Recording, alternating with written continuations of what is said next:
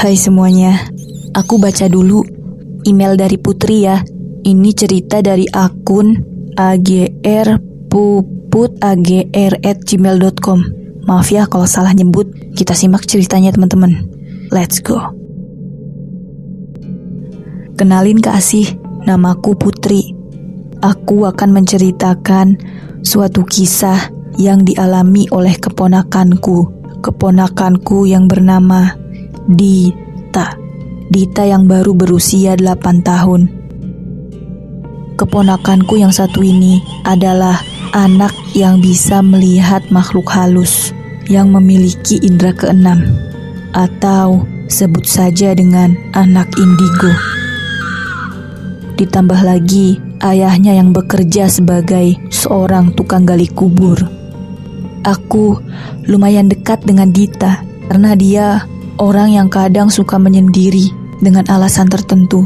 Suatu hari, di hari yang begitu sepi dan sunyi, Dita tengah duduk sendiri, entah apa yang dia lakukan. Sepertinya dia sedang kesepian.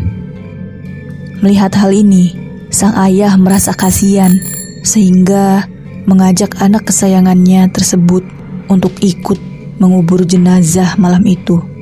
Akhirnya, Dita dan ayahnya berangkat menuju kuburan untuk melakukan tugasnya. Setelah sampai, sang ayah pun menggali kuburan untuk dipakai jenazah yang akan datang malam itu. Tiba-tiba ada seorang wanita mendekati Dita dan bertanya apa yang Dita lakukan di kuburan malam-malam begini. Dita pun dengan polosnya berkata kalau ia sedang ikut ayahnya bekerja. Entah siapa wanita misterius itu. Dia menggunakan gaun putih yang amat cantik, tetapi topi bundarnya itu menutupi matanya. Elegan, nampak seperti seorang anak dari pengusaha kaya raya.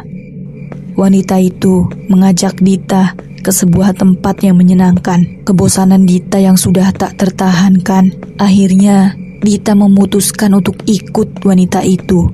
Untuk bersenang-senang, Dita lepas dari pengawasan ayahnya. Dita, sang ayah mencari Dita kesana kemari, tak kunjung bertemu. Karena panik, sang ayah mengundang warga untuk ikut mencari. Hari semakin larut malam, Dita belum juga ditemukan. Dan pada pukul 11 malam, sang ayah sendiri yang menemukan Dita. Dia pingsan berbaring di atas makam di bawah pohon yang besar dengan lumuran darah di tangan dan kakinya. Tubuhnya yang sudah lemas dan pucat itu membuatnya dilarikan ke rumah sakit. Saat Dita sadar, orang tuanya sangat lega, memeluk Dita dengan tangisnya. Tetapi tak ada satupun kata yang Dita ucapkan. Sekalinya berbicara, membuat semua orang bingung. Dita berkata, "Aku adalah penguasa dunia ini." Tidak ada yang menyadari kalau Dita sedang dirasuki sosok wanita misterius tadi yang mengajaknya. Dita hanya melotot sambil mengucapkan hal tersebut berulang-ulang. Tubuhnya kaku pucat, sembari tangannya yang bergerak layaknya seorang pejabat yang sedang berpidato. Hal ini membuat kedua orang tuanya bingung.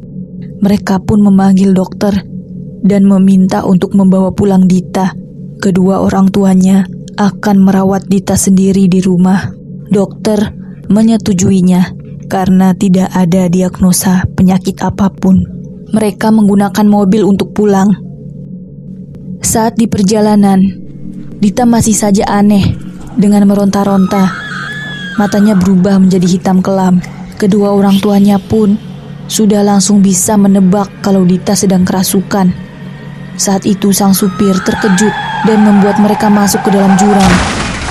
Ayah dan ibu meninggal dunia, hanya Dita yang selamat. Tapi sayang, Dita masih dalam keadaan kerasukan. Sekarang dia tinggal di rumah sakit jiwa. Konon katanya, saat ini rumah sakit jiwa yang ditinggali Dita satu persatu meninggal sejak kehadiran Dita di dalamnya. Itu dia cerita dari Putri. Seru ya teman-teman. Thanks udah kirim email. Sampai jumpa lagi semuanya. Bye.